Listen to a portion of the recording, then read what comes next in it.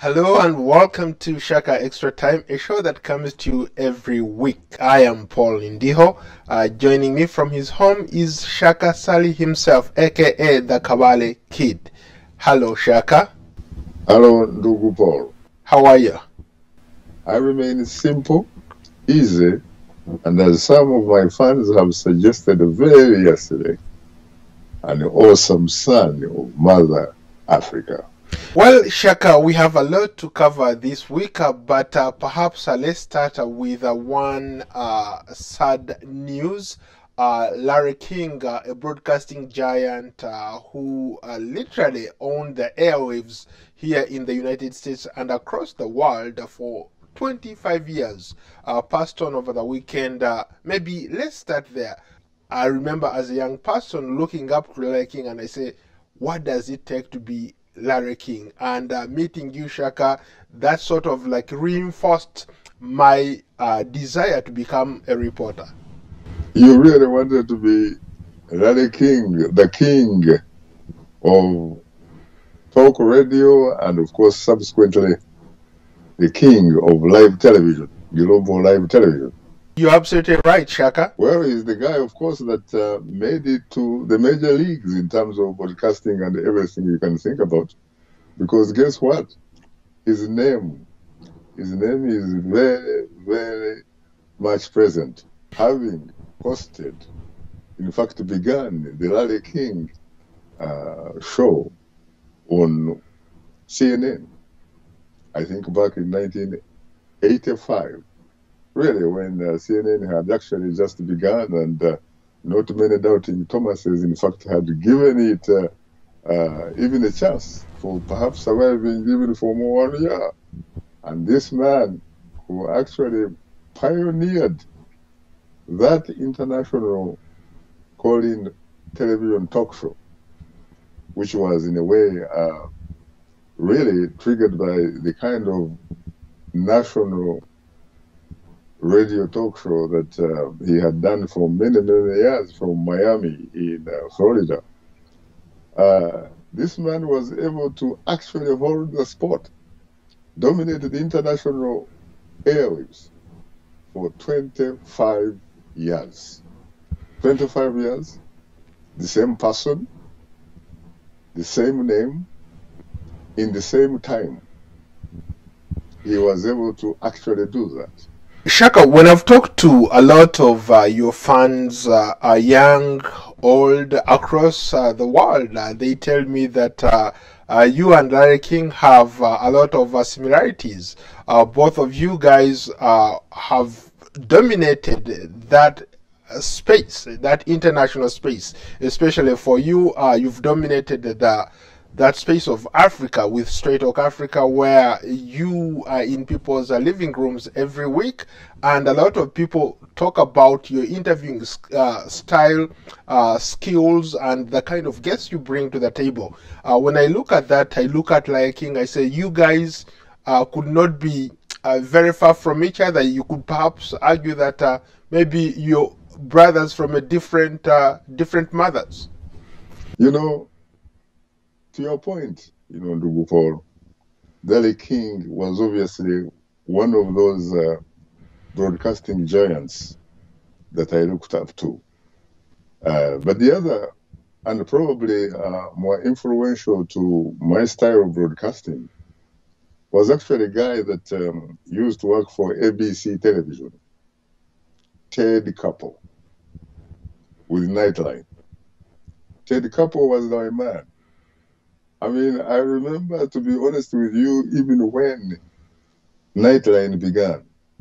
This is when the Republic of Iran took the American diplomats as hostages in Tehran. That is when young Ted Couple, a man that I had admired when he was a television, diplomatic correspondent at the White House during the Jimmy Carter administration. And I started watching this guy. I just liked his style. I liked the way he talked. I liked his research. I liked what appeared to be simplicity He basically went about his business effortlessly. I liked his humility, especially, and I also liked the manner in which he interacted with his newsmakers. He listened so much, but no one could probably be a great listener than Larry King. A lot of people say that Larry King, even himself, he never wanted to refer to himself as a journalist, but rather as somebody who is there to give people a platform to express themselves. There are some doubting Thomases when it comes to journalism skills and as far as Larry King is concerned. And so they used to, in fact, jokingly refer to him as the king of softball. Larry King, really for him, is not the type of guy that studied journalism formally. He's the type that exploited his natural gifts. He says, in his own words, not mine, that he was an incredibly curious person. I think when it comes to these measurements of intelligence, Larry King, probably like me, may not really have had much when it comes to IQ, intelligence quotient. But when it came to curiosity quotient, when it came to passion quotient, when it came to environmental quotient, social skills, facilitating for whoever had the opportunity to be his guest, he was the kind of guy that did not have peers. He did not have peers. He pretty much knew how to open the microphone for the guests in a manner that was very sophisticated. That is, I think, one style that I have actually failed to learn or to adopt from him. I'm the type of guy that listens very, very carefully, very intently. There's no question about it, because when I was studying communication, I realized that when it comes to communication, you are talking about a dual carriageway. It's a two-way track, two-way street. It's not one way.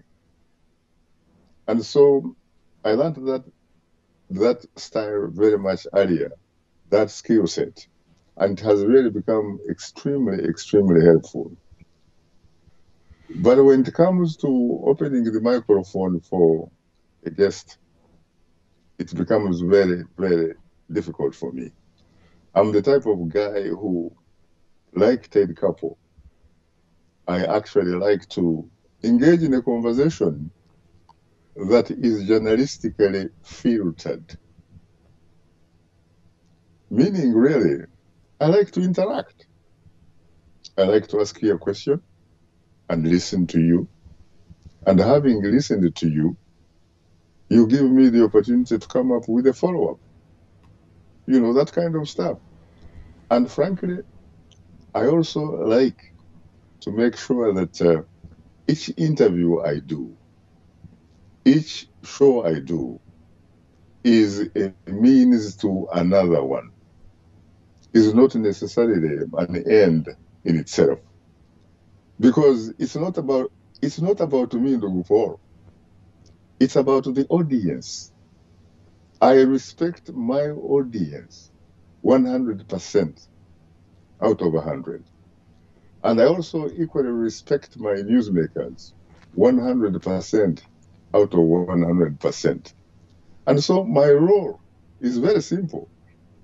My role, in fact, is to help my newsmaker interact with my audience in a manner, as I said earlier, that is journalistically filtered, so that he is able or she is able to explain whatever things we are talking about in a manner that is very easily accessible by my audience. what kind of advice would you give to young journalists who are coming up, and they look at you, they look at the likes of Larry King, they look at the likes of Peter Jennings, Jim Lehrer, all those great journalists who have had the opportunity to really to be at the center of broadcasting journalism? What kind of advice would you give to those young people who want to be in your shoes? I think that what I would say to them is that first and foremost, they really need to identify what they want. If it is broadcasting, let them go for it. If it is print journalism, being a columnist, and they are gifted with very good writing skills, let them go for it. If they have what they call the deep radio baritone voice, let them go for the almighty radio. Go for something that you have developed a passion for it. Because once you actually do that, the trick is that you don't actually perform or even look at it as if you are doing a job. It is as if, in fact, you are basically engaged in a sort of hobby. And that is how, in fact, I evolved into broadcasting. I was supposed to be a documentary filmmaker when I came out of the University of California, Los Angeles, a world-class film school that has taught so many people that went on to dominate Hollywood and beyond. So I think I would tell them to read as much as they can. I would tell them to research the subject before they actually meet somebody and they are trying to interact in a manner that is journalistically filtered. I would tell them to work very hard. I would tell them, in fact, to be the best that they could be at whatever they are trying to do. Because you know what? More is better than less. And I would tell them that they need the necessary discipline and that they need to focus like a laser beam, and that they always need some degree or measure of humility. They need to put themselves in a situation where they challenge themselves in the sense that at least each time they meet someone, and each day they meet other people, or each day they meet people, they will be able to learn something that they could add on what they think they already know. And that they should never allow the possibility of being complacent. Never allow the possibility of thinking that they know. Let's move on. Let's go to a peaceful transfer of power. We witnessed some history this week when President Joe Biden was sworn in as the 46th President of the United States. A lot of people would argue that this was not a peaceful transfer of power. For the first time in a long time, what we saw in Washington was something like we've seen in other parts of the world, but not where basically the whole city was taken over by the military. And a lot of people have argued that maybe for the first time in the US history, this was not a peaceful transfer of power. When you think about when John Adams was inaugurated as the second president of the United States, George Washington reached out to him and congratulated him and wished him success. But in this particular case, we didn't see, for example, President Trump reach out to Joe Biden and Kamala Harris and congratulate them and say, you know what, I wish you success. Yes, indeed. You know, at least for the first time in many decades, the United States did not rise to the occasion of what one great American president, the late Ronald Reagan, characterized as the shining city on the hill. The American democracy did not measure up to what Reagan had hoped for. But at the end of the day, even if it in fact ends up being a peaceful transition with a huge asterisk to it, it was still nevertheless at the end of the day a smooth transition of power from one administration to the other, even with the key person, President John Donald Trump, actually being MIA, missing in action. And like it or not, the man who served as his vice president, Mike Pence, I think filled essentially the empty shoes. I remember seeing him and the lady who had succeeded him as Madam Vice President, Kamala Harris. I remember her and her husband. And here I should point out that she's not the only person by any means that in fact made history.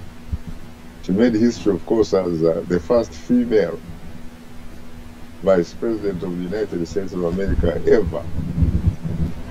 And of course, you could also add that that female happens to be an African American / Indian Vice President. Her husband, Doug Ento, also makes, in fact, remarkable history. Yes, I saw the two accompanying the outgoing Vice President, Mike Pence.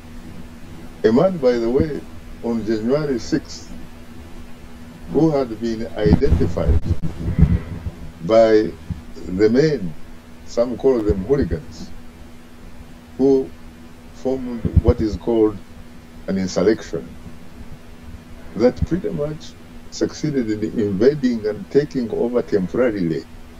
Capture him. That man, Mike Pence, was in fact in serious trouble because some of those people were in fact shouting his name, where is he? Apparently, they actually wanted to assassinate him. They actually wanted to hang him and wanted also to kill the speaker, your friend Nancy Pelosi, and wanted to kidnap some other members of the Congress, members of the House of Representatives, and some senators to vote. But he succeeded, Mike Pence, in playing a role that could have been played by his boss, who abdicated his duty. What lessons can people, especially people in Africa, people who have been struggling with these transitions of power, in places where countries are democratically challenged, what lessons can they learn from this example of the United States? There are certain responsibilities, especially when it comes to national responsibilities, where you are talking about an individual being in control or in charge of millions and millions of people, that we should not, in fact, trust in those individuals coming through for us. That rather, what we should look at is building strong institutions.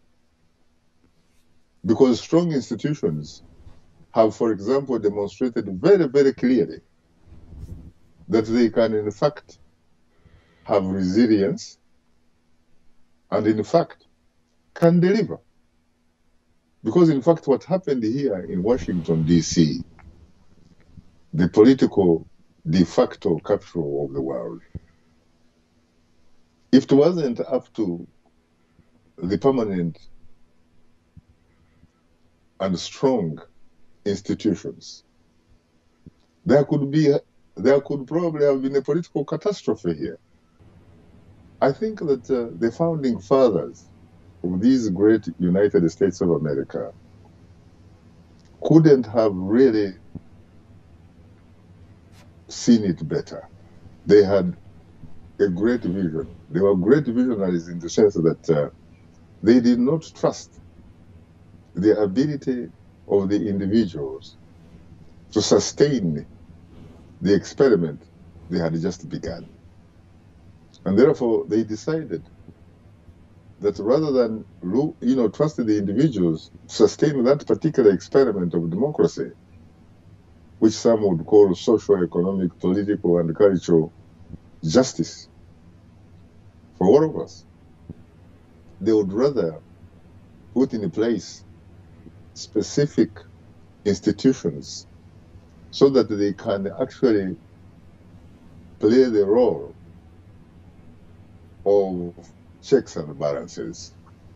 And they play the role of checks and balances precisely because they actually hold co-equal powers when it comes to the United States government.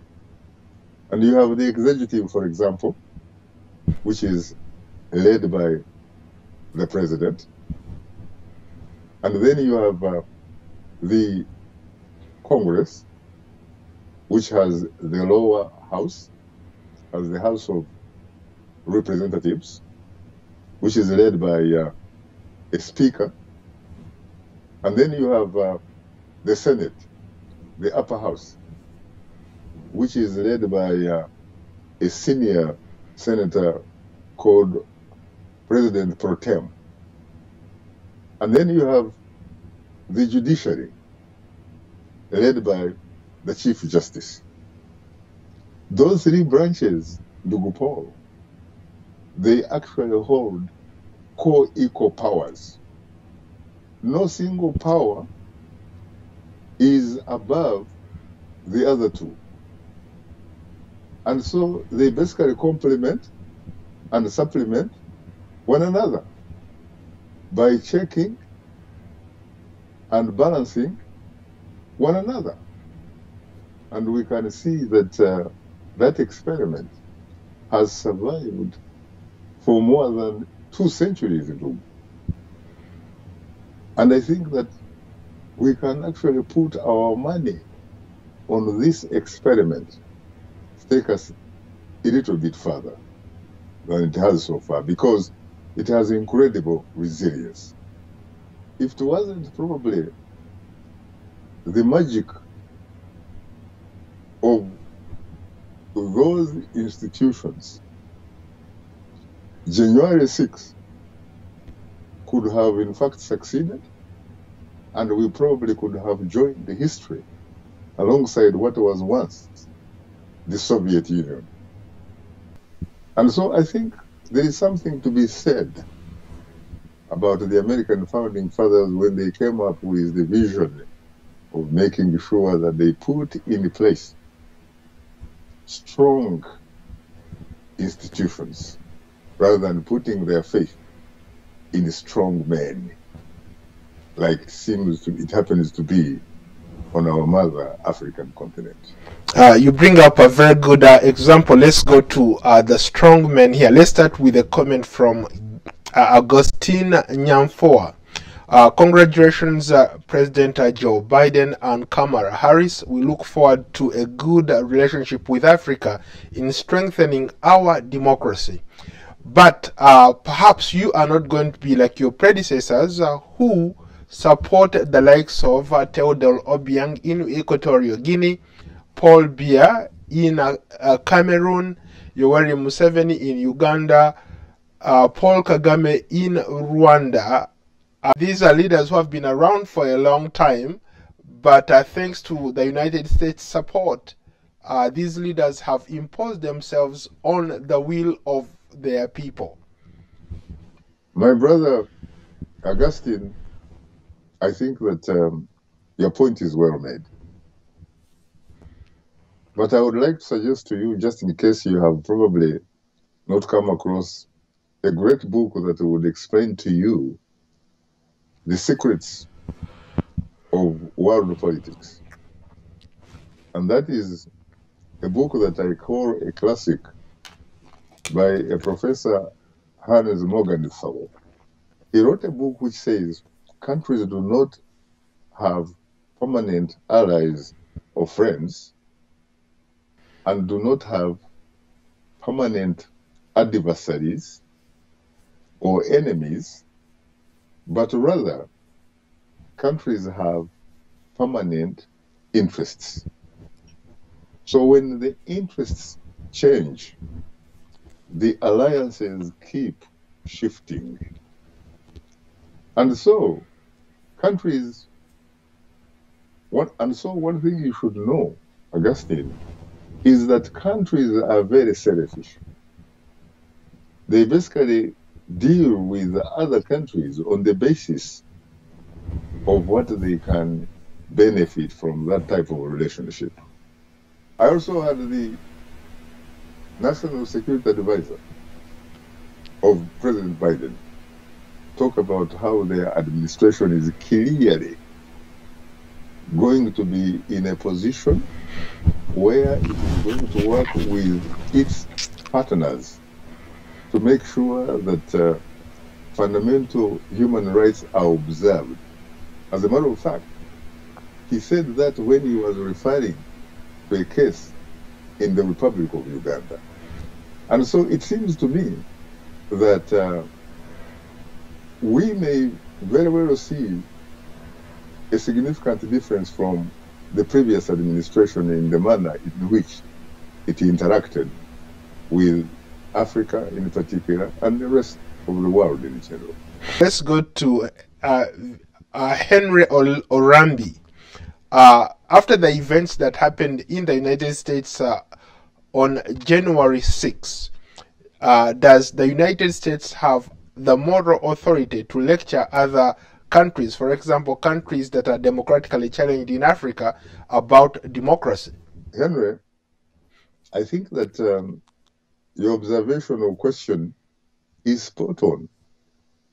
I think the United States administration under President Joe Biden is going to work very, very, very hard, because clearly when you think about the events that occurred on January 6th, its work is cut out for them.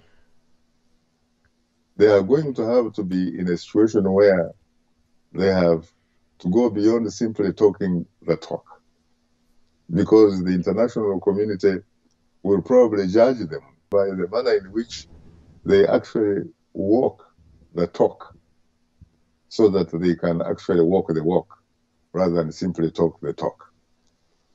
I think what needs to be is for people to organize and not agonize, organize and mobilize, so that eventually whatever kind of help you get complements or supplements what you have already done on the ground. Because at the end of the day, you are the giants really on your territory. Shaka, on that note, let's end it there. Thank you so much for your time. You're most welcome, Ndiho.